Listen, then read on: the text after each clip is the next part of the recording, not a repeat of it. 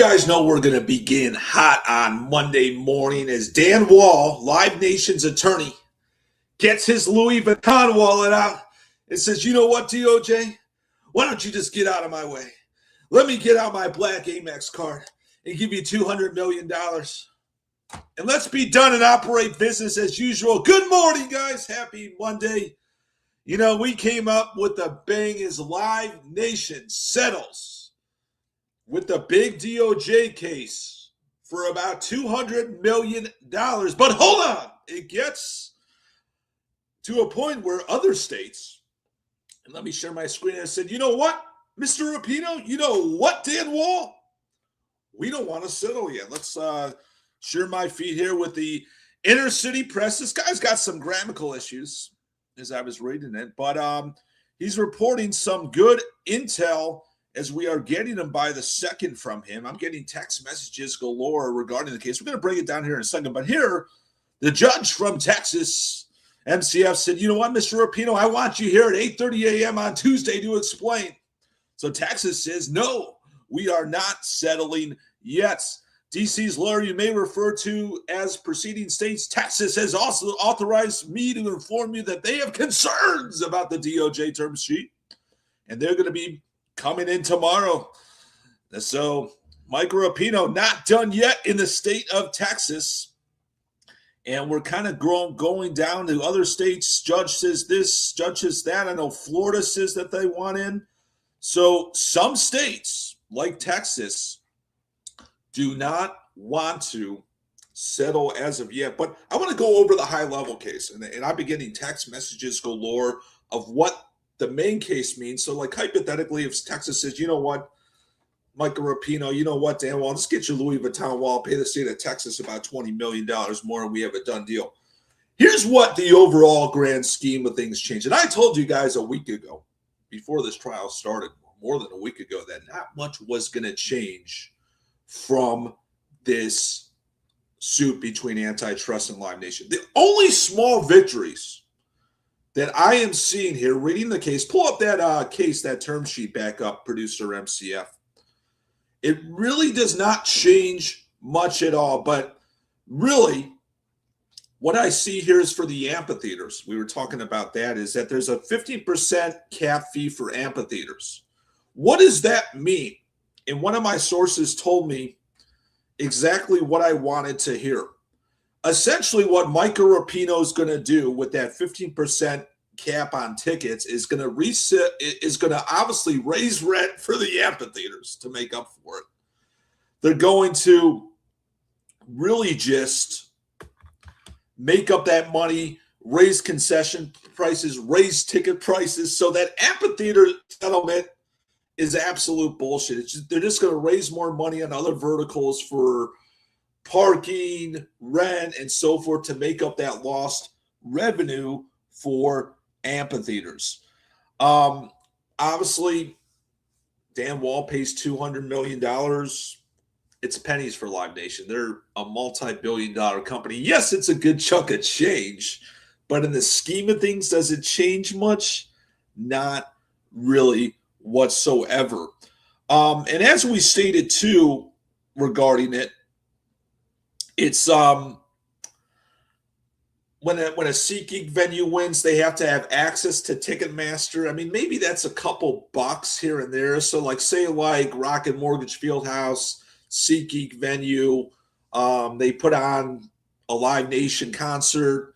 They have to give the software abilities for SeatGeek to utilize that platform.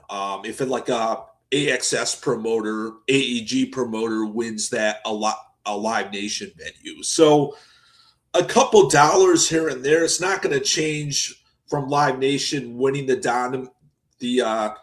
dominant share of venues across the spectrum of live events. So it's not going to cost them any business. And essentially it's a 4-year max contract for Ticketmaster instead of like a 10-year. Is that a small W for venues to see what other platforms have to have after 4 years?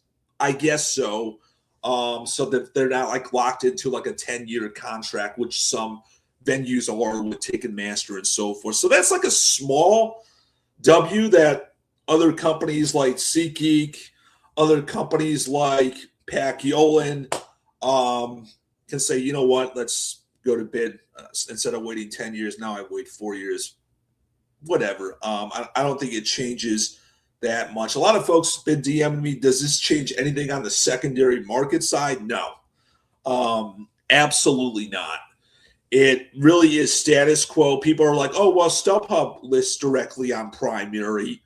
They don't. They don't have a primary system. They basically just have that direct assurance system where they list inventory on StubHub directly from the team's primaries or the venue's primaries. They don't have a primary system. They never will because they don't pay vendors. So, like, on the secondary side, this is kind of status quo. Like, the secondary side, we're really waiting to hear on Ticketmaster versus FTC. We're really looking to hear on FTC versus KIG. Like, for the secondary market, this is more of a status quo case. This case between DOJ, Ticketmaster, Live Nation really, in my view, has nothing to do with the secondary market. But we are taking questions. We're going to stay on here for a couple minutes longer. But just guys, to recap, Live Nation gets their Louis Vuitton wallet out, says, you know what, DOJ, have $200 million. We'll take some concessions out of the deal, and let's be over with and operate business per usual. Other states come and says, Texas, Florida, hang on, guys. I want Mike Rapino to show up in court tomorrow to explain this settlement. So theoretically, some states like Texas, Florida, a couple others say, like, look, maybe we want more. Maybe, you know what, we're going to settle with the money and be done and move on with our lives. So we're really going to keep an eye the next day or so on states like Florida, Texas, and a couple others that say, is this deal good enough? Or are we going to ask for more money from Mr. Rapino's Louis Vuitton wallet besides the $200 million? But I really consider this as a massive victory for Live Nation, Mike Rapino, Dan Wall on team. We did reach out to Dan Wall, head of legal counsel from Live Nation today, and producer MCF.